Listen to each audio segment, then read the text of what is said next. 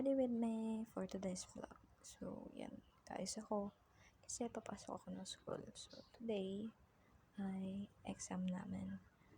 So, yan. Nagmamadali ako dyan kasi late na ako sa oras ng time na pagkikita namin ng aking friend. So, yan. Pulbo-pulbo. Yan. Kala mo talaga. So, ayan. Guys pa rin ako kasi mabagal talaga ako kumilos.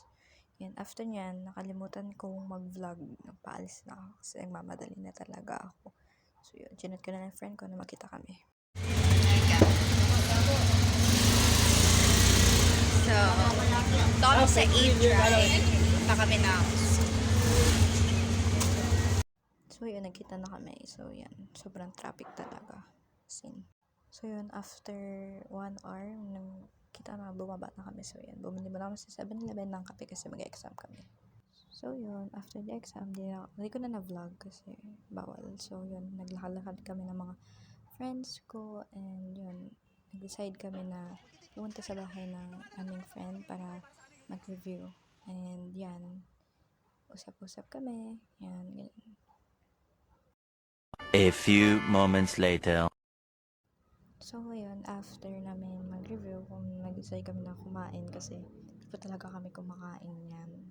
Simula kanina pang tanghali, guys. So, yan.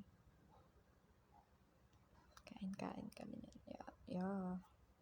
So, after nun, umuwi na kami kasi gabi na. So, yan. Nasikas.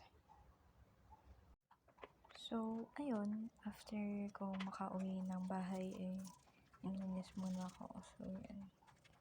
Wash muna ako and nilamos before ako matulog.